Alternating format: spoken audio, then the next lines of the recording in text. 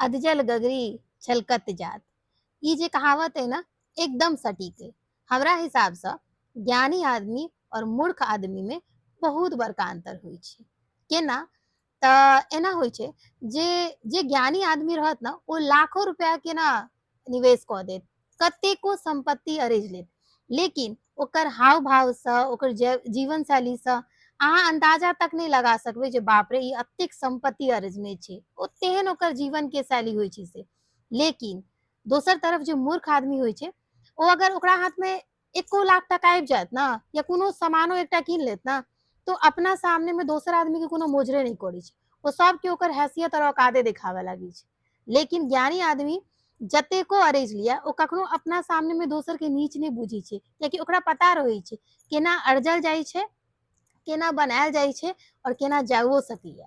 तऽ ई सबसँ बड़का अंतर होइ छै मूर्ख आदमी और ज्ञानी आदमी में। बाकी हम कतेक सटीक और सही कहलहुँ या गलत कहलहुँ, से अहाँ सब कमेंट कऽ कऽ हमरा कहब जरूर। जय मिथिला, प्रणाम।